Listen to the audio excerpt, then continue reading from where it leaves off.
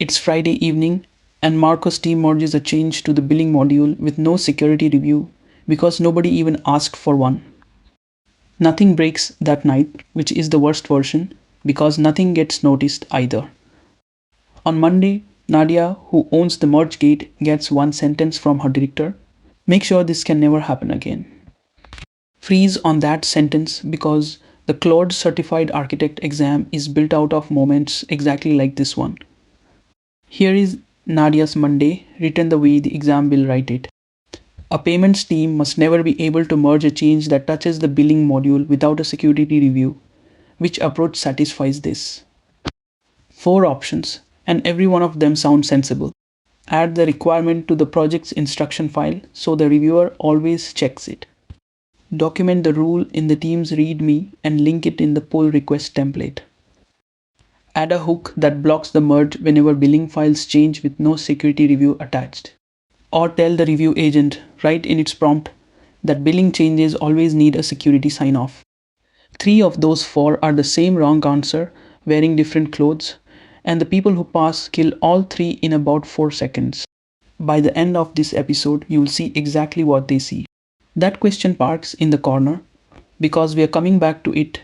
Once you're holding the 2 tools, this episode is about first the promise, because this is episode 1 of a full course on the Claude Certified Architect Foundations exam. The guarantee is specific. The exam guide lists 5 scored domains with 30 task statements under them, and this course owns everyone. Every episode tells you which domain it belongs to, and roughly how many of the 60 questions that domain is worth. But the 2 tools matter more than any guarantee, and tool 1 is a claim about the whole exam. Every question on it is one of 4 design questions, and once you name the one you are inside, 4 plausible options collapse to 2. The 4 aren't a study trick. They are the decisions you already make when you design any system. So let's walk them. So here they are, one at a time, each with the weight it carries on the exam. Question 1. Where does the work run? One loop doing the whole job, or a coordinator handing pieces to subagents, or a whole team, or a headless run with no human present at all? Whenever an exam item describes work that's outgrown its current shape, it's asking you this one. It's also the biggest domain on the exam, roughly 16 of the 60 questions you'll sit. Question 2. What can it touch? Which tools it holds, which outside systems it reaches, what its configuration allows, and what its permissions forbid. Marco's Friday merge was a what can it touch failure, because nothing in the path of that merge was able to say no. This one spans 2 domains, tool design on one side and configuration on the other, and together they are the largest block on the exam. Call it 23 or so of your 60 questions, which is more weight than most people give it. Question 3. How is intent carried? You know what you want, and the question is whether it arrives intact on the far side. Intent travels in the shape of the prompt, or in a schema, or in a check that runs before anything downstream trusts the result. That's a fifth of the exam, about 12 questions, and almost none of it is about clever wording. Question 4. What survives? What the system still knows an hour in, what happens when it's interrupted, and what it does when it genuinely doesn't know. It's the smallest domain, around 9 questions, and the one candidates most often leave until it's too late. From here on, every worked question in the course gets stamped with which of the 4 it's asking. But naming the question only sorts the options, and sorting isn't killing, so the second tool is the one that finishes. You can name Nadia's question now, but a name doesn't strike options. So here is the tool that does the actual killing. Go back to the sentence her director said, because one word in it carries all the weight: never. Never is an absolute, and an absolute is a promise about every future case, including the ones nobody has thought of yet.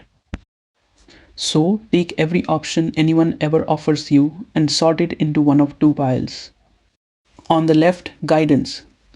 A line in an instruction file, a paragraph in a README, a sentence in a prompt, a convention the team shook hands on. On the right, guarantees. A hook that blocks the action, a permission rule that denies it, a schema the output has to satisfy a human who signs. The difference isn't how strongly the words are written, it's whether anything actually stops when the words get ignored.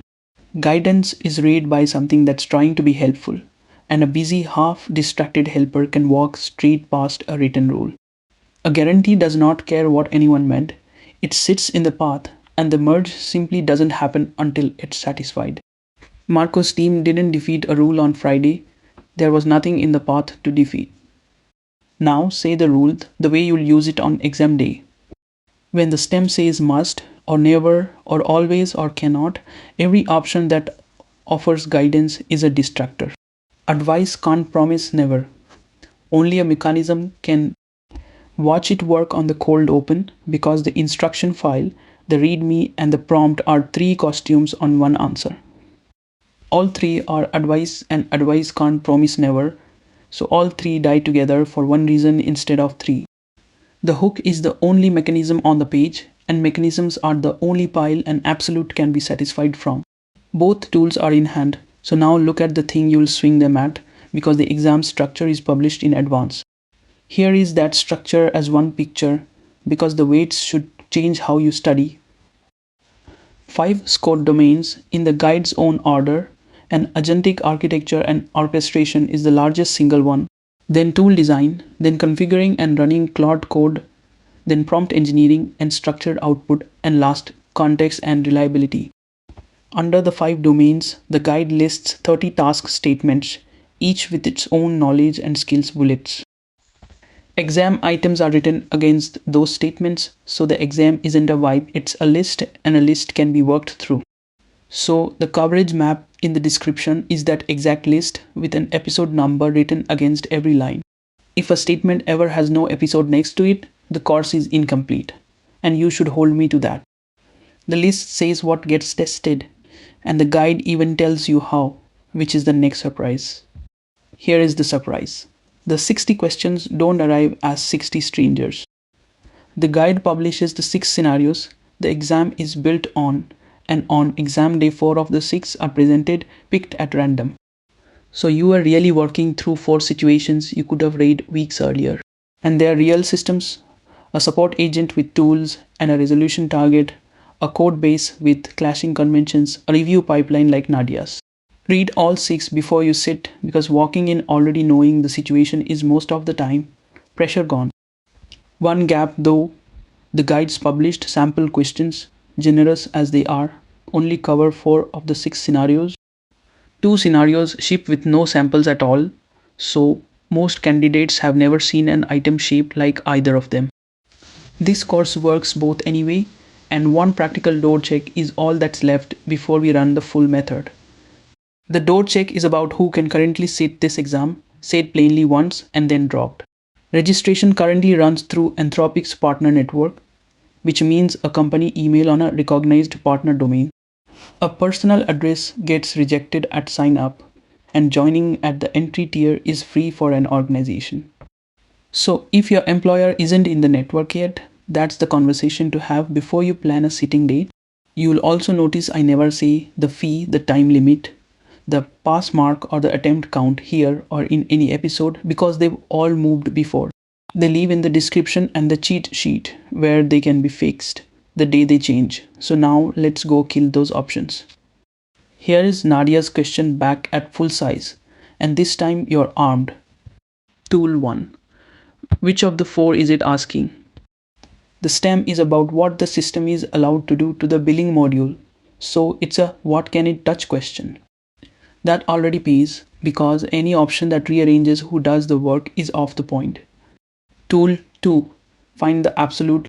The stem says must never be able to, and advice can't promise never. So every guidance option on the page is already dead. The instruction file is guidance. The readme is guidance. The sentence in the prompt is guidance too. It's just wearing firmer words. 3 options. 1 reason gone together, and that's the 4 seconds I promised you. The hook is the only mechanism on the page, so the hook is the answer. And Nadia can finally say never and mean it. And notice what you never needed, because no flag and no product detail ever came up. You needed the kind of question and the rule that an absolute takes a mechanism, and that's the shape of most of this exam. Look at what Nadia carries out of that Monday. Her never again finally has a shape, and it's a mechanism in the path. 2 lines to walk into every episode with: name which of the 4 questions you are inside, then find the absolute in the stem and let it kill the advice. Advice can't promise never. Only a mechanism can. Next time the building starts, where every one of these systems starts with a single loop in a terminal on the exam's biggest domain.